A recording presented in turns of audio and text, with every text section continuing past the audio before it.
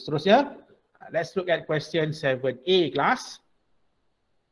Kita move on to the next question. Okay, question number 7A.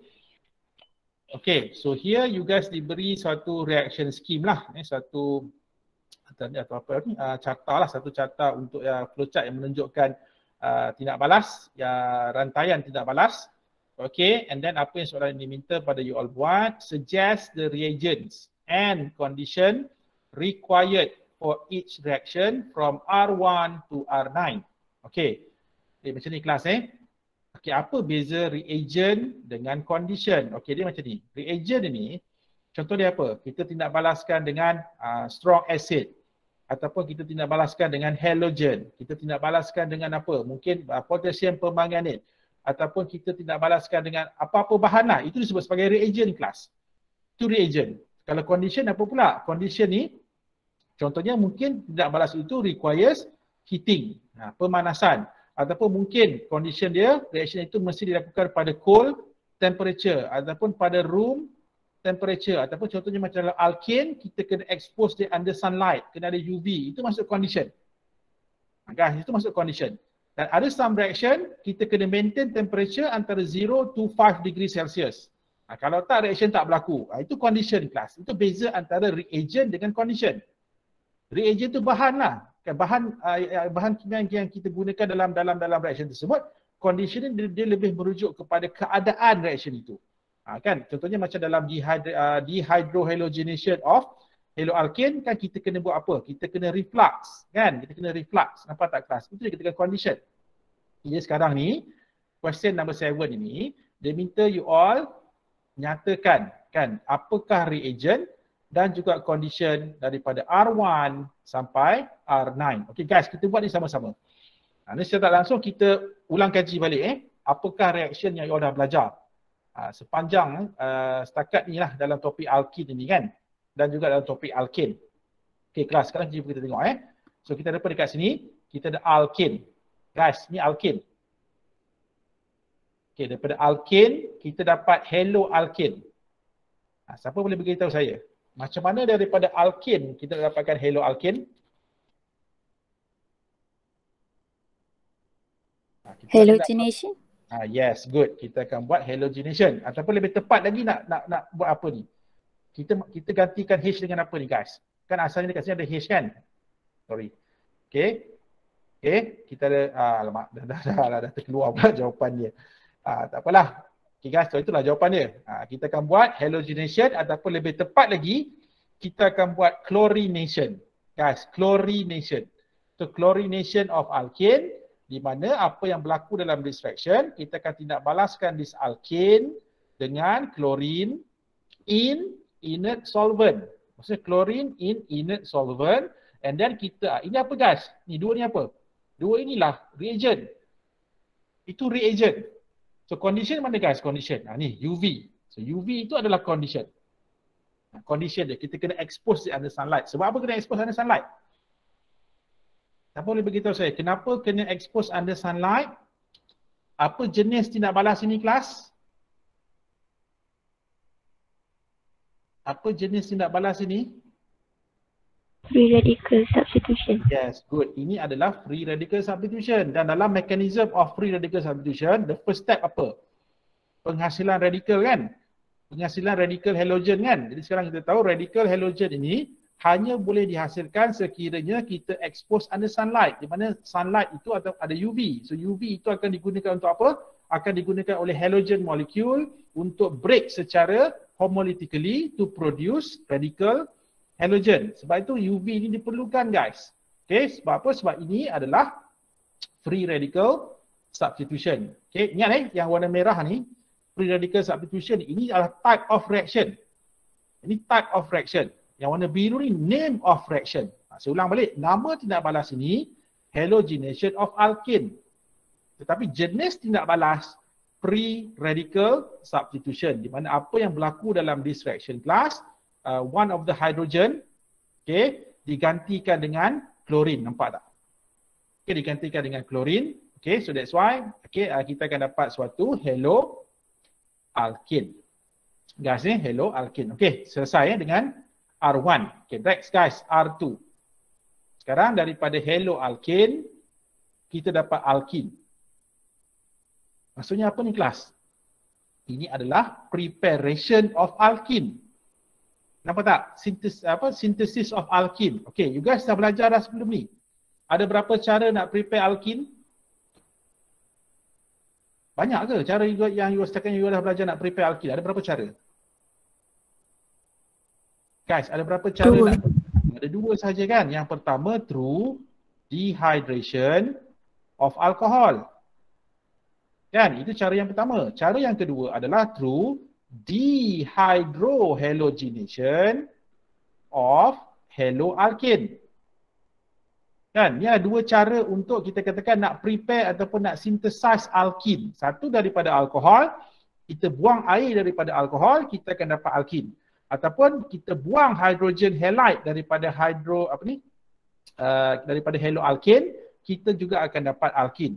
Dan sekarang cuba you guys tengok, ni kita ada apa kat sini? Kita ada haloalkane, dapat alkin. Jadi, which method guys? Dehydration ke dehydrohalogenation? This is not alcohol kan? Ini adalah haloalkane. Jadi maksudnya kita akan buat dehydrohalogenation of haloalkane.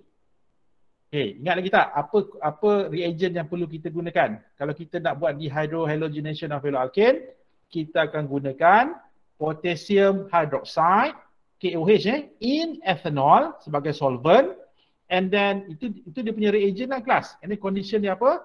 Condition dia kita mesti lakukan secara reflux. Kita akan buat secara reflux. You guys tahu kan apa reflux kan? Reflux means kita panaskan sampai dihasilkan vapor, and then vapor tu akan sejuk, and then kita panaskan balik. Maksudnya boiling and condensation tu, boiling dan condensation dia berulang. Itu maksud reflux. Dan reflux ni biasanya kita buat pemanasan dalam satu tempoh masa yang agak lama sebenarnya. Itu maksud reflux guys. Okey, nampak Tidak apa berlaku. Kita akan buat inilah guys. Kita tindak balaskan dengan potassium hydroxide in ethanol, and then kita reflux. So apa berlaku dalam this reaction? Okey, carbon ini dia akan remove chlorine, and then carbon bersebelahan, tak kisahlah mana-mana carbon ni bersebelahan, dia akan remove hydrogen. Jadi hydrogen dengan chlorine tu dia akan form apa? Maksudnya side product dia kita akan dapat hydrogen chloride. Guys, dia akan remove hydrogen chloride, and then apa berlaku? Carbon yang bersebelahan dia akan form carbon-carbon double bond. Sebab itulah guys, kalau you nak tahu untuk this reaction dia punya jenis dia apa? Jenis dia adalah elimination reaction. It is an elimination reaction. Tapi kalau nama tindak balas, this reaction is known as dehydrohalogenation of haloalkane to produce alkene. Okay, kelas So inilah untuk R2. Okay, next R3. R3 ni daripada alkene, guys, kita dapat dibromo ataupun kita dapat apa ni? Vicinal dihalide.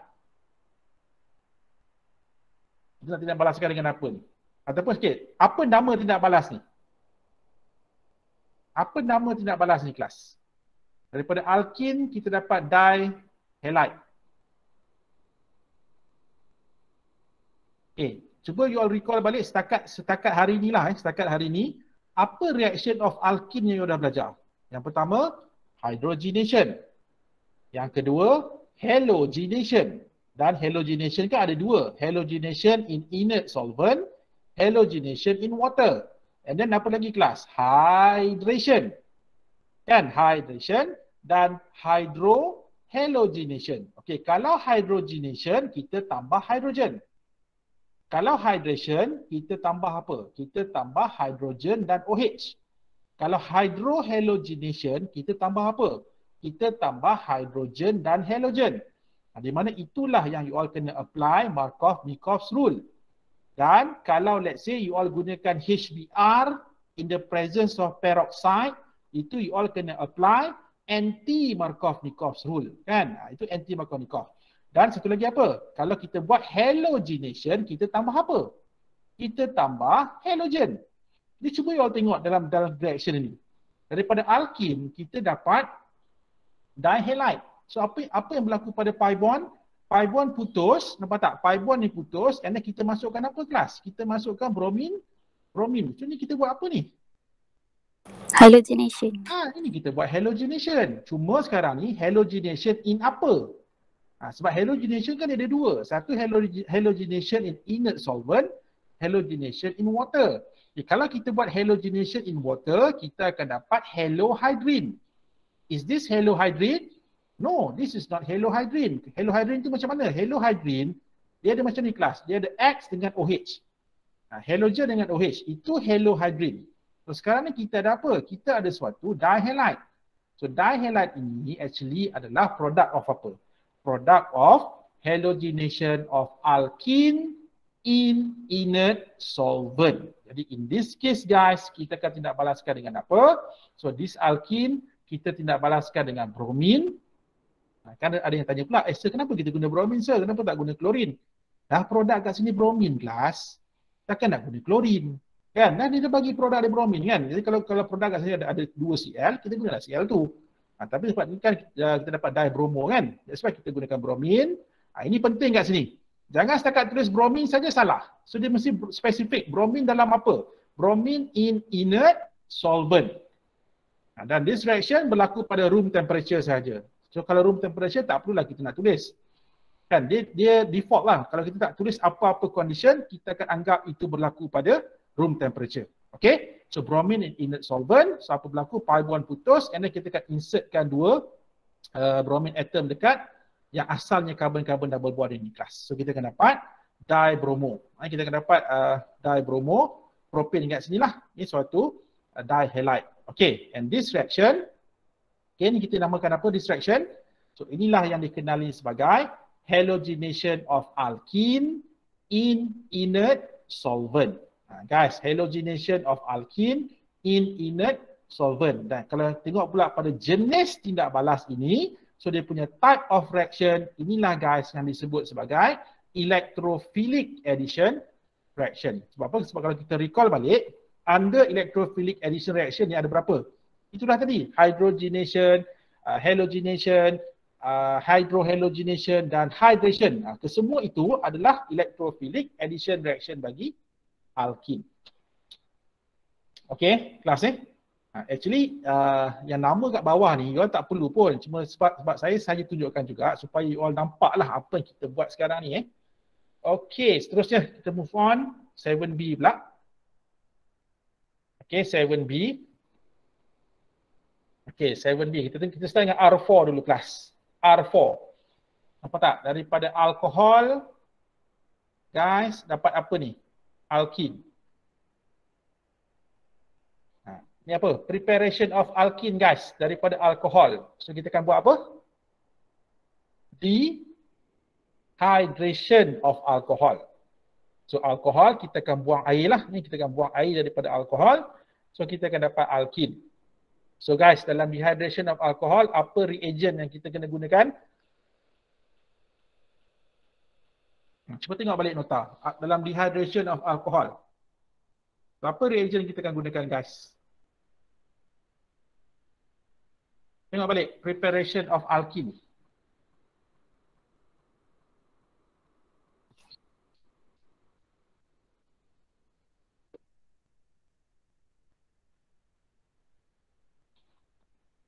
Anyone?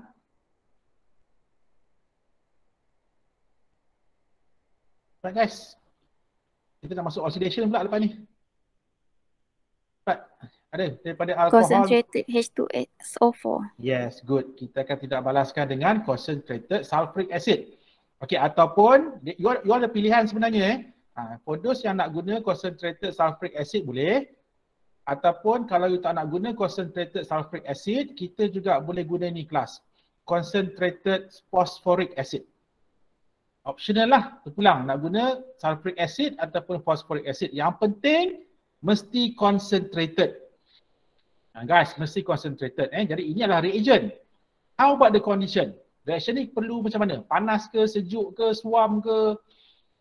Macam mana kelas? Panas. Yes, panas kan. Reaction ni memang kena panas. Kau-kau punya panas. Maksudnya you all kena panaskan sampai dia betul-betul panas. Dalam kes ni guys, kita kena guna simbol apa? Kita guna simbol triangle itu.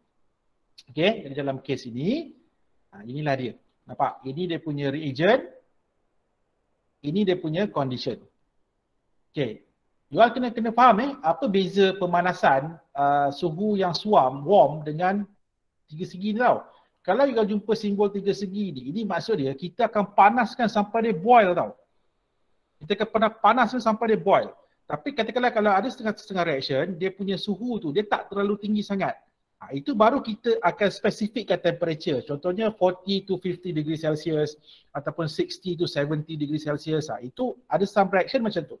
Tapi dalam case dehydration of alcohol ini, kita memang kena panaskan sampai the mixture itu boiling, sampai mixture itu mendidih. Itu maksud simbol tiga segi ni guys. Pemanasan yang memerlukan suhu yang tinggi lah.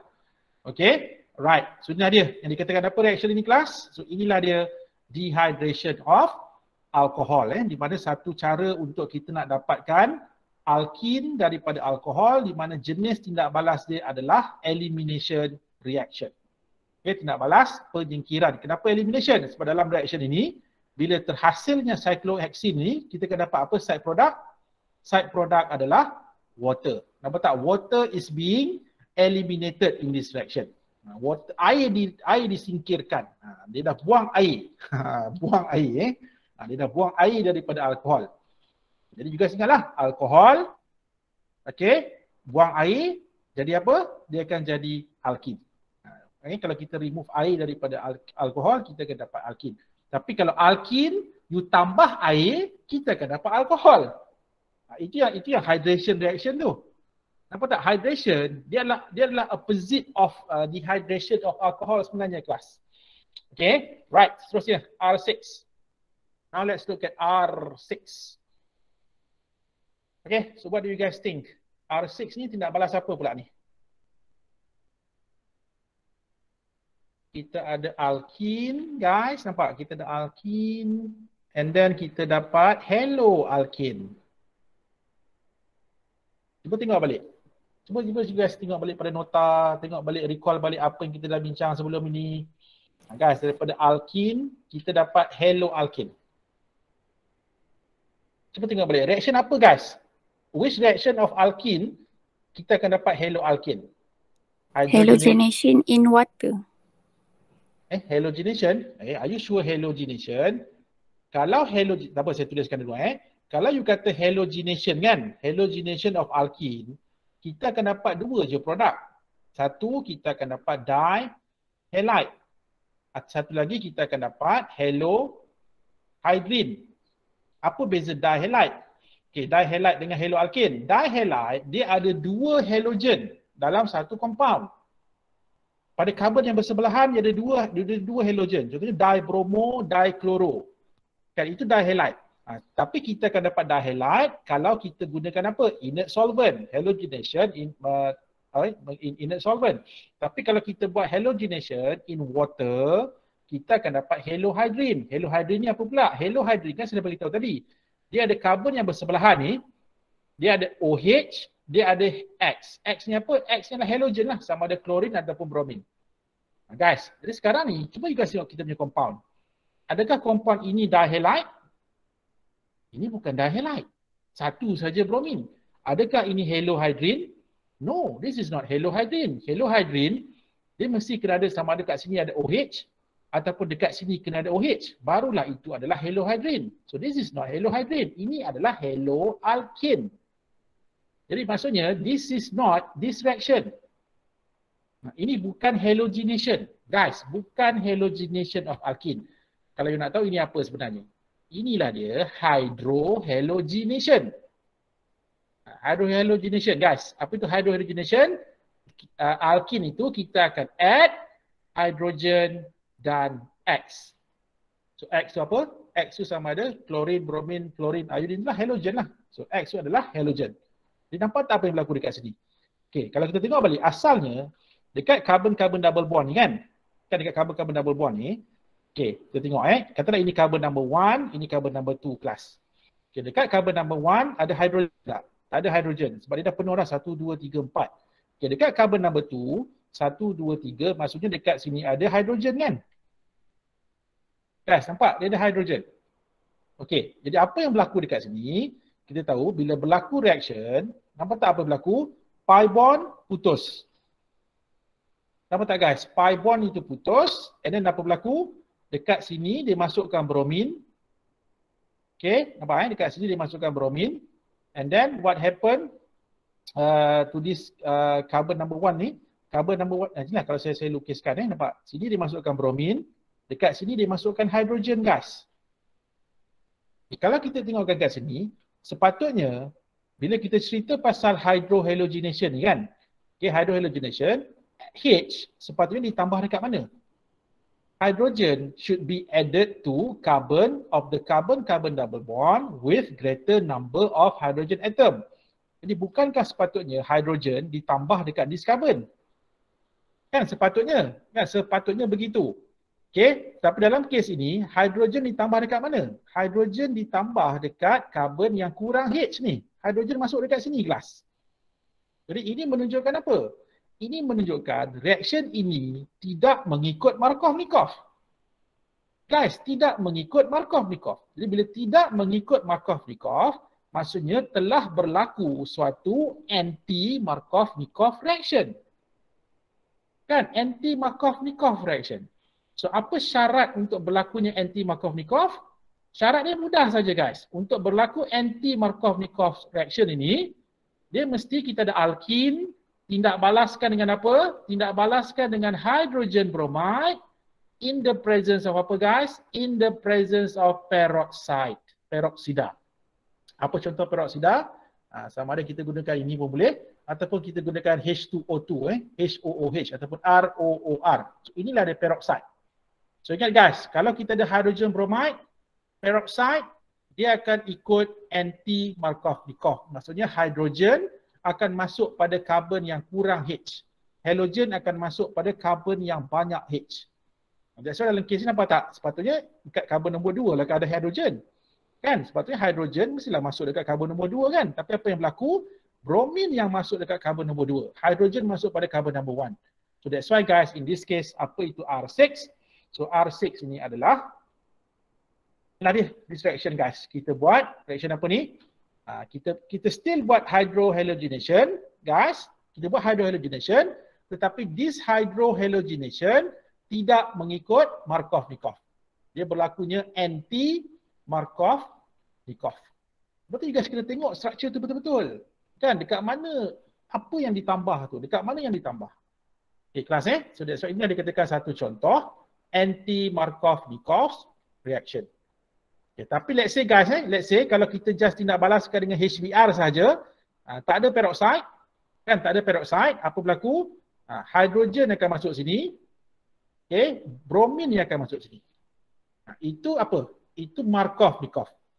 Tapi dalam kes ini kita ada anti-Markov-Nikov, sebab itulah hydrogen akan masuk kepada carbon of the carbon-carbon double bond yang kurang hydrogen. Okay guys, so itulah dia sedikit tentang anti-Markov-Nikov rule. Okay, next R7, apa guys? Kita ada alkin dapat alkohol. Guys, daripada alkin dapat alkohol, kita akan buat apa lagi? Hydration. Yes, kita akan buat hydration. Jadi apa reagent dia? Apa reagent untuk nak buat hydration ini? Kita tindak balaskan dengan air in the presence of acid catalyst. Kan maksudnya kita akan tindak balaskan dengan water dan acid.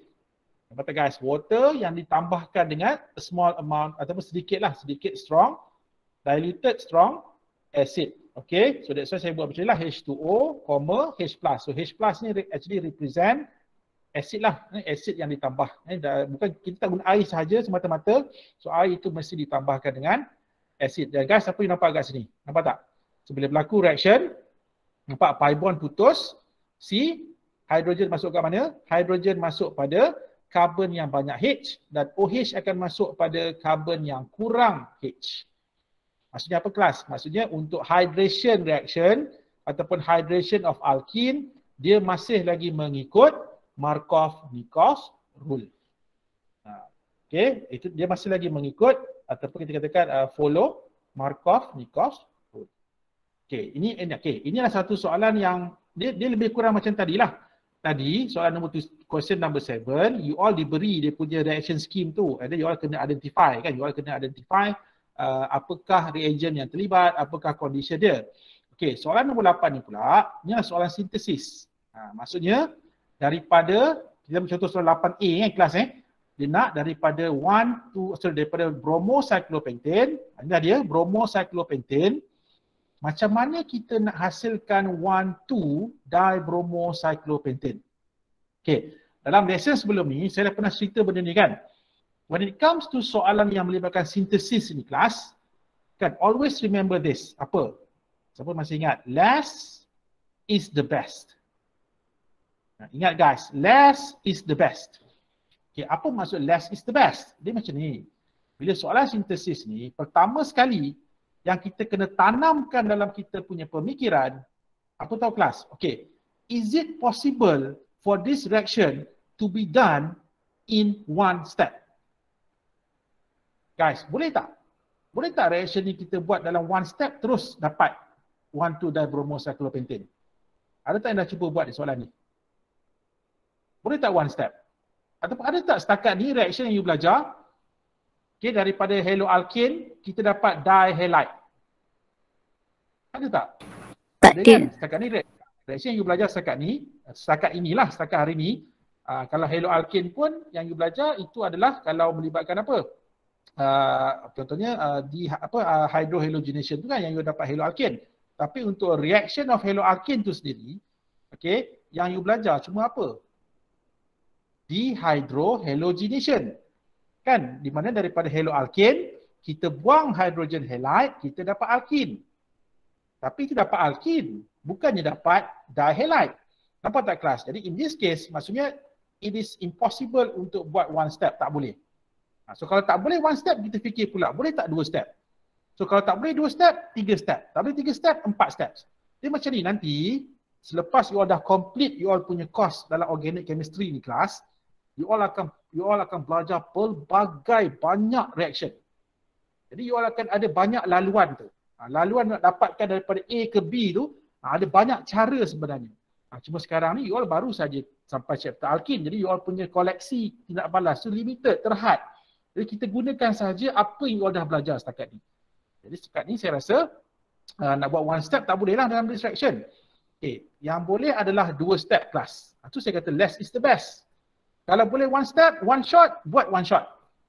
Dia bukannya kalau dia mesti kena one step, tak. Kita tengok pada keadaan lah. Ada some reaction path, dia akan dua step, ada yang 3 step, ada yang 4 step. Jadi kita tengok pada kesesuaian dia. So in this case guys, one step tak boleh. So kita tengok pula 2 step. So boleh tak 2 step? 2 step dalam this case, yes. Di mana apa yang berlaku tahu? Daripada bromocyclopentane ini, apa yang boleh kita buat setakat ni lah, setakat reaction yang belajar ni, baru ini je yang belajar kan. Kita ada haloalkane, you guys tindak balaskan dengan potassium hydroxide in ethanol, and then you reflux, kita akan dapat apa? Kita akan dapat cyclopentane. Nampak tak kelas? Dapat cyclopentane. And then, daripada cyclopentane, barulah kita buat apa? Kita buat halogenation in inert solvent. Dalam kes ini, kita buat apa? Kita buat bromination in inert solvent. Ini digunakan CCl4. Ataupun kalau awak tak nak gunakan CCl4, kita boleh gunakan CH2Cl2+. Okay, bromine in dichloromethane. Di mana pi bond yang akan putus. Okay, kita akan masukkan Br, kita masukkan Br. Nampak tak? So kita akan dapat dibromocyclopentane. Pentane ni 1,2-dibromocyclopentane. Di mana kita buat apa kat sini? Ini kita buat halogenation kan? Halogenation of alkene in inert solvent. Yang mula-mula ni kita buat apa? Ini kita buat dehydrohalogenation. Okay, dehydrohalogenation of haloalkane. So kita akan dapat alkene. So in this case class, berapa step ni? Jadi kita akan dapat 2 steps. It is a 2-step reaction. Tapi let's say kalau reaction ni could be done in 1 step, buat 1 step. Lagi sikit lagi bagus sebenarnya. Tapi cuma dalam kes tak adalah, you all tak ada pilihan kan, sebab inilah yang you all baru belajar, ini je lah yang kita boleh fikirkan pun kan. Jadi dalam kes ni 2 step class. Okay, apa-apa pun, less is the best. Okay, seterusnya. 8B. Kali ni daripada cyclohexanol, okay, kita nak dapatkan chlorocyclohexane. Macam mana struktur chlorocyclohexane? Ni kelas. Okay, chlorocyclohexane daripada cyclohexanol. Okay, cyclohexanol ni apa? Alkohol. Okay, sekarang cuba you all recall balik. Kan? The only reaction yang you belajar berkaitan dengan alkohol sekarang ni apa? Setakat hari ni lah. Reaction apa yang melibatkan alkohol?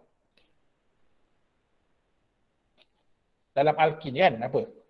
Dehydration. Dehydration of alcohol. Jadi gunakanlah reaction itu guys. Jadi apa kita akan buat? Pertama sekali, kita buat dehydration of alcohol. Di mana kita tindak balaskan dengan concentrated sulfuric acid, and then you all panaskan, dapat apa? Kita akan dapat cyclohexene. Guys, nampak daripada alkohol, kita akan dapat alkin. Di mana side product ni air lah. Sebab ni kan dehydration kan. Jadi dia akan remove water. Jadi tak perlulah nak tunjukkan ini. Tak perlulah nak tunjukkan. Okey, dapat alkin. Dan macam daripada alkin nak dapatkan haloalkin. Kita buat hydrohalogenation. Guys, hydrohalogenation di mana kita tindak balaskan dengan hydrogen chloride. So dia akan ikut Markov-Nikov. Dia tak perlu ikut Markov-Nikov? Jawapannya tak perlu ikut Markov-Nikov. Sebab apa? Sebab kita ada suatu symmetrical alkene. Bila kita akan apply Markov-Nikov itu, sekiranya kalau melibatkan unsymmetrical alkene. Dalam kes ni tak kisahlah. Kan dia nak masuk dekat mana pun sama saja. Okay, jadi dalam kes ni, pi bond akan putus. Jadi satu tu akan masuk hidrogen. Satu lagi dia akan masukkan klorin. Guys, jadi itulah dia. Dalam kes ini, 2 step saja. Actually guys, kalau you nak tahu kan, sebenarnya daripada alkohol ni, dia ada tahu reaction yang terus you boleh dapat haloalkin. Ada. Cuma you belum belajar lagi. Sebab tu saya nak tunjuk. Actually ada guys, daripada alkohol boleh straight away dapat haloalkin. Sebab tu saya kata, sekarang ni kita berdasarkan kepada reaction yang you dah belajar. So nanti, as you proceed kan, you punya progress towards chapter yang akan datang, you akan jumpa banyak lagi pilihan reaction yang kita boleh guna. So dalam keadaan sekarang, yang terhad ini sajalah. Ini yang kita boleh fikirkan. Tapi andai kata kalau kita boleh buat 1 step, kita buat 1 step terus kelas. Okay, mungkinlah ada yang tanyakan, sir kalau saya buat 2 step, ini saya buat 1 step, yang 2 step ni markah lebih ke? Tak, sama je. Guys, sama saja. Kecuali kalau soalan tu dah spesifikkan, reaction ini mesti kena buat dalam 1 step. Itu memang you kena buat 1 step juga. Ataupun soalan kata dia nak 2 step, you kena buat 2 step. Kalau you jawab 1 step, you tak ikut soalan. You tak mengikut kehendak soalan. Tapi kalau dia tak mention apa-apa, terpulang guys. Apa-apa pun, less is the best. So itulah dia kan. Quote untuk hari ini yang saya nak you all ingat. Less is the best.